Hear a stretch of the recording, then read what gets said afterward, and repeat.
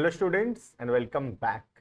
आज के क्लास में हम देखेंगे what are the different types of financial statements, जिसके अंदर हम बहुत कॉमन फाइनेंशियल स्टेटमेंट्स के बारे में देखेंगे, जैसे कि प्रॉफिट एंड लॉस अकाउंट या फिर बैलेंस शीट, और कुछ न्यू फाइनेंशियल स्टेटमेंट्स जो शायद हम पहले नहीं सुने होंगे उसके बारे में भी देखेंगे, जैसे एक स्टेटमेंट ऑफ रिटेन अर्निंग्स हो गया या फिर एक फंड फ्लो स्टेटमेंट हो गया, नोट्स टू अकाउंट्स हो गए, ये सब के बारे में देखेंगे।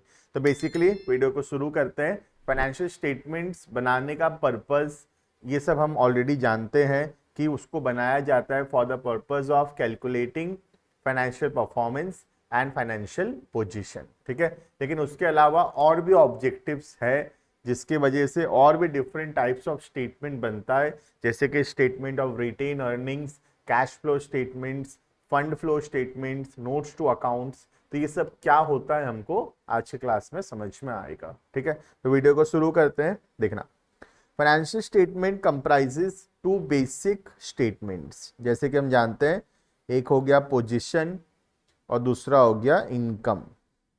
However, generally accepted accounting principles specify that a complete set of all financial statements may include, क्या क्या इंक्लूड होता है? एक तो इनकम स्टेटमेंट जिसको हम पीएल अकाउंट बोलते हैं, दूसरा हो गया बैलेंस शीट, तीसरा हो गया स्टेटमेंट ऑफ रिटेन अर्निंग्स, ये क्या होता है आज देखेंगे, fund flow statement, cash flow statement and notes to accounts. तो ये 6 टाइप्स ऑफ फाइनेंशियल स्टेटमेंट के बारे में आज का वीडियो में हम लोग देखने वाले हैं, जिसके अंदर एक एक करके शुरू करेंगे। फर्स्ट वन आता है इनकम स्टेटमेंट। जैसे कि उसके नाम से पता चलता है, इनकम स्टेटमेंट बेसिकली बनाया जाता है in order to calculate the income earned और the loss incurred during the year, जिसको बेसिकली हम लोग प्रॉफिट एंड लॉस अकाउंट बोलते हैं, और कंपनी के केसेस में उसको statement of profit and loss account बोला जाता है, ठीक है। देखना, income statement is prepared to determine the operational position of the concern. It is a statement of revenue earned, कितना रुपए का revenue हुआ, sales हुआ, and the expenses incurred for earning that revenue. If there is excess of revenue over expenditure, it will show a profit, and if expenditures are more than the income, then there will be a loss. तो यहाँ पे या तो profit होगा या फिर loss. The income statement is prepared for a particular period, generally एक particular period के लिए होता है, which is generally 1 year. When income statement is prepared for the year ending 31st March 24, then all revenue and expenditure due in that period will be taken into account irrespective of receipt और payment. तो ये तो हम जानते हैं already कि हम accounts के अंदर एक्रूअल कॉन्सेप्ट फॉलो करते हैं, जिसका मतलब है ट्रांजैक्शंस को रिकॉर्ड किया जाता है व्हेन इट इज ड्यू, कब पैसा रिसीव हुआ या कब पैसा पेमेंट हुआ, इन बातों से फर्क नहीं पड़ता है, ठीक है।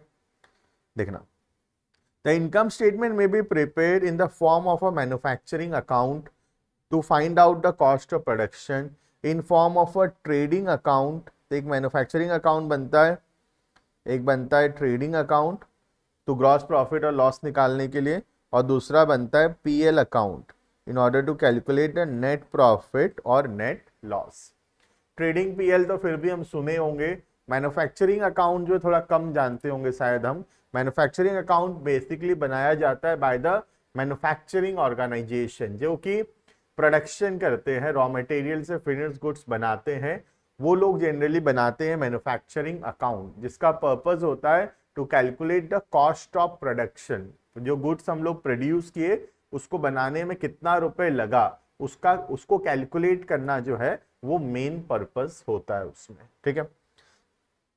और ट्रेडिंग अकाउंट तो हम जानते हैं ग्रॉस प्रॉफिट या ग्रॉस लॉस निकालने के लिए, और पीएल अकाउंट हमको पता है नेट प्रॉफिट या नेट लॉस के लिए, ठीक है। उसके बाद क्या बनता है, एक स्टेटमेंट ऑफ रिटेन अर्निंग से बनता है, जो आज की वीडियो में हम देखेंगे, जिसमें बेसिकली बताया जाता है कि कितना प्रॉफिट हुआ और उसको हम कैसे डिवाइड करें, कैसे अप्रोप्रिएट करेंगे अपने शेयर होल्डर्स लोगों के बीच में, अपने ओनर्स के बीच में। बेसिकली डिवीजन ऑफ प्रॉफिट है, that is called as statement of retained earnings, ठीक है। द कंपनीज इन 2013 has provided a specific format of part 2 of schedule 3 for preparing the statement of profit and loss account. Clear? Next आता है दूसरा, that is our balance sheet. Balance sheet जैसे हम सबको पता है क्या होता है, बैलेंस शीट बेसिकली एक फाइनेंशियल पोजीशन पता करता है on a particular date which shows the position of various assets, और वह एसेट्स के अगेंस्ट कितना लाइबिलिटी है, क्योंकि the total asset is always equal to the total liabilities.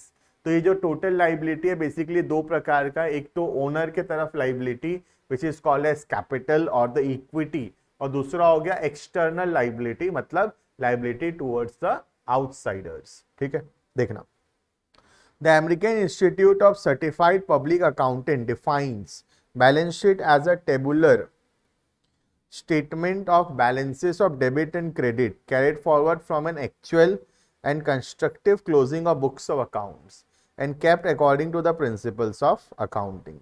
The purpose of the balance sheet is to show the resources that the company has, मतलब कितने रुपए के assets हैं, and from where those resources come from, that is the liabilities and investment by the owner and the outsiders. Clear है ये? Next, the balance sheet is one of the most important statements depicting the financial strength of a concern. It shows that on the one hand the properties that is utilized and the other hand the sources of those properties. एक तरफ दिखाता है asset और दूसरे तरफ उसका sources मतलब liabilities. The balance sheet shows all the assets owned by the business concern and all the liabilities and claim it owes to the owner and the outsiders. The balance sheet is prepared on a particular date. ध्यान रखना, जैसे PL होता है, PL एक particular period के लिए बनता है, लेकिन जो हमारा बैलेंस शीट है वो एक पर्टिकुलर डेट का बनाया जाता है। ठीक है, the right hand side shows the properties and assets. Normally, there is no particular sequence of showing various assets and liabilities. The companies at 2013 has prescribed a particular format for showing assets liabilities in the balance sheet, और वो format है part 1 of the schedule 3. तो schedule 3 में format दिया हुआ है, basically PL का जो फॉर्मेट है पार्ट 2 ऑफ द शेड्यूल 3 में दिया हुआ है, और जो बैलेंस शीट है उसका format part 1 of the schedule 3 पे दे रखा है। ठीक है, These companies are also required to give figures of the previous year. Previous year एक होता है current year का कॉलम, दूसरा होता है previous year का कॉलम. Previous year क्यों दिया जाता है? ताकि कंपैरिजन हो सके previous year का with the current year. ठीक है, along with the current year's figure. Clear है ये? This is about the second statement, that is our balance sheet. ठीक है, next third, statement of owners equity और रिटेन अर्निंग्स. ये बताता है कि कंपनी में कितना प्रॉफिट हुआ और उस प्रॉफिट को हम कैसे डिस्ट्रीब्यूट करेंगे बिटवीन द शेयर होल्डर्स. ठीक है, the term owners equity refers to the claim of the owner and business shareholders against the assets of the firm. It consist of 2 elements. पहला paid up share capital, कितना पैसा मालिक लगाया है, और दूसरा रिटेन अर्निंग्स. रिटेन अर्निंग्स मतलब basically reserve and surplus of the company, जो प्रॉफिट कंपनी अर्न किया है लेकिन अब तक डिवाइड नहीं किया बिटवीन द शेयर होल्डर्स. देखना, the statement of changes in owners equity simply shows the beginning balance of each owner equity account, the reason for increase decrease in each and its ending balance. तो year के starting में कितना था capital, कितना रुपया increase decrease हुआ, profit होगा तो इंक्रीज होगा, लॉस होगा तो डिक्रीज होगा, और कितना हो गया तुम्हारा closing balance. However, in most cases the only owner's equity account that changes significantly is retained earnings, and hence the statement of changes in owner's equity becomes merely a statement of retained earnings. Generally खाली retain earnings ही बदलता है, और retain earning के वजह से ही equity change होता है, इसीलिए इसको स्टेटमेंट ऑफ रिटेन अर्निंग्स भी बोला जा रहा है. क्लियर है ये? Next, a statement of retained earning is also known as a profit and loss appropriation account. याद होगा तो ये वाला चीज पढ़ाया जाता है पार्टनरशिप अकाउंट्स में, फाइनेंशियल अकाउंटिंग में जो पार्टनरशिप होता है उसमें पढ़ाया जाता है ये profit and loss appropriation account, या इनकम डिस्पोजल अकाउंट भी बोलते हैं, जिसका मेन पर्पस होता है कितना प्रॉफिट हुआ और उस प्रॉफिट को कैसे डिवाइड करेंगे बिटवीन द शेयर होल्डर्स या between the partners in case of partnership. लेकिन एप्रोप्रिएशन कब होता है? Only if there is a profit, profit होगा तो प्रॉफिट को हम डिवाइड करेंगे। कोई साल में अगर लॉस हो जाता है then there is no PL appropriation account. Loss के केस में नहीं बनता, सिर्फ प्रॉफिट होगा तो बनाया जाएगा profit and loss appropriation account. Clear है? As the name suggest it shows appropriation of earnings. The previous year balance is brought forward, the net profit during the current year is added to this balance. On the debit side, appropriation like interim dividend, जो पैसा हम share holder को देंगे, interim dividend, proposed dividend, amount transferred to reserves, कोई भी reserve हो, debenture redemption fund, capital redemption fund, general reserve etcetera are so on. तो basically एक पीएल अकाउंट के जैसा ही होता है। जो नेट प्रॉफिट हम पीएल में अर्न किए, जैसे ट्रेडिंग में ग्रॉस प्रॉफिट हुआ, ट्रेडिंग के ग्रॉस प्रॉफिट को पीएल में ट्रांसफर किए थे, ठीक उसी प्रकार पीएल का जो नेट प्रॉफिट है वो ट्रांसफर होता है profit and loss appropriation account में। ठीक है? The balance of this account will show amount of profit retained in hand and carried forward. The appropriation can not be made more than the profit, so this account will have a debit balance. कभी loss नहीं हो सकता इसमें, क्योंकि appropriation उतना ही किया जाएगा जितना रुपए का प्रॉफिट होगा। क्लियर है ये? तो this is all about third statement, statement of change in owners equity, जिसका मेन पर्पस है खाली कि कितने रुपया का प्रॉफिट हुआ ड्यूरिंग द ईयर और उसको हम कैसे कैसे डिवाइड करेंगे between our shareholders. Clear? Next आता है fund flow statement. Fund flow statement generally बनाया जाता है कि एक साल भर में कहाँ कहाँ से फंड्स आया और कहाँ कहाँ पे फंड्स यूज हुआ, basically the flow of the fund. ठीक है? अब fund flow statement design to analyse the changes in the financial condition of a business enterprise between two periods. The word fund is used to denote working capital. ध्यान रखना, fund का मतलब यहाँ पे क्या है? वर्किंग कैपिटल, क्योंकि आगे चल के एक और फंड स्टेटमेंट आएगा, वो होगा कैश फ्लो स्टेटमेंट, जिसका ऑब्जेक्टिव होगा inflow and outflow of cash, changes in cash. और फंड फ्लो स्टेटमेंट क्या है? Changes in working capital. Working capital क्या होता है पता होगा मेरे हिसाब से, this is current asset minus current liabilities, उसको बोलते हैं वर्किंग कैपिटल। ठीक है? The statement will show the sources from which the funds are received and the use of these funds have been put. The statement enables the management to have an idea about the sources of fund and their use for various purposes. The statement helps the management in policy formulation and performance appraisal. तो basically ये help करता है कैसा performance हो रहा है उसको calculate करने में, जिसमें बताता है कि कहाँ कहाँ से पैसा आ रहा है करंट एसेट्स में और वो करंट एसेट को कहाँ कहाँ पर हम करंट लाइबिलिटीज के फॉर्म में यूज कर रहे हैं। तो basically fund flow statement gives a overall picture of the inflow and outflow of the working capital, मतलब कहाँ करंट एसेट में क्या चेंजेस है और करंट लाइबिलिटीज में क्या चेंजेस हुआ है। ठीक है? लेकिन जो कैश फ्लो स्टेटमेंट है वो अलग है।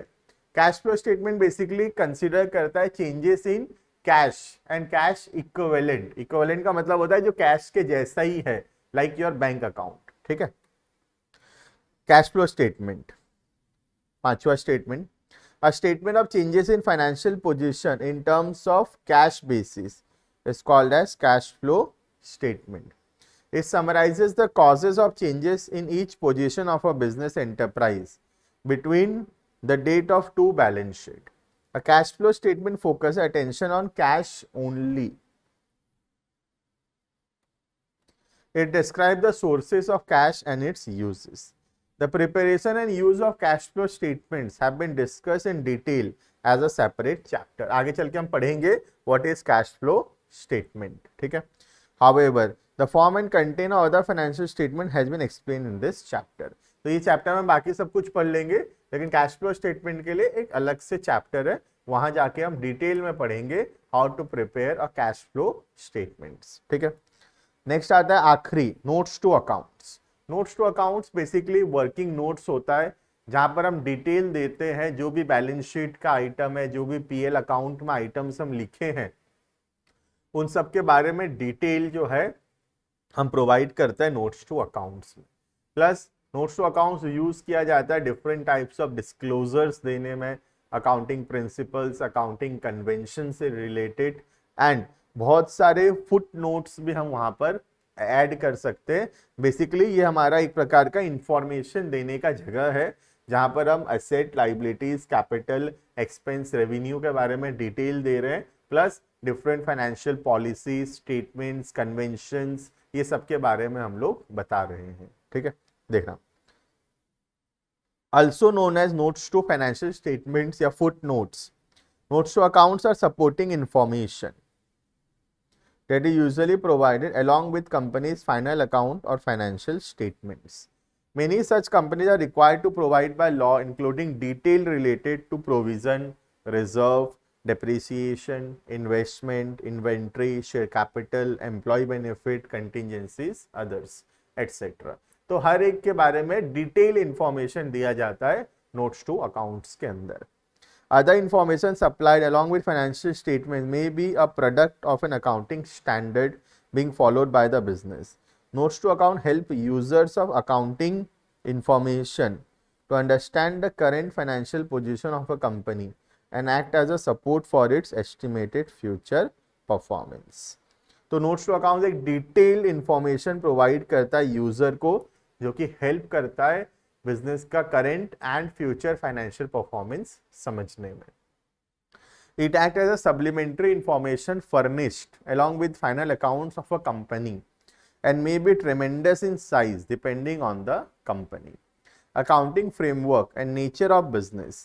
The information supplied depends on the accounting standards used such as IFRS या GAAP. तो जो अकाउंटिंग स्टैंडर्ड्स हम फॉलो करते हैं, जो अकाउंटिंग प्रिंसिपल्स हम फॉलो करते हैं, उसके हिसाब से जो कुछ भी डिस्क्लोजर का रिक्वायरमेंट है, जो भी इंफॉर्मेशन देने का जरूरत है फाइनेंशियल स्टेटमेंट्स के अंदर, वो सारा का सारा इंफॉर्मेशन हम प्रोवाइड करते हैं in the notes to accounts. Clear है ये? तो this is all about the types of financial statement. थोड़ा सा बहुत बड़ा टॉपिक है, बहुत अच्छा टॉपिक है और बहुत ही इंपॉर्टेंट टॉपिक है। अगर हम एग्जाम को कंसिडर करें तो ये टॉपिक जो है एग्जाम में आने का बहुत ही हाई चांसेस बनता है। तो मैं होप करता हूं कि क्लियर हुआ होगा तुमको, अच्छे से लर्न करना है इसको, अच्छे से समझना और एग्जाम में जो है प्रॉपरली सिस्टमेटिकली इसको लिख कर आना है। ठीक है, तो मिलते हैं नेक्स्ट वीडियो के अंदर। इस वीडियो के लिए इतना। Thank you and bye bye.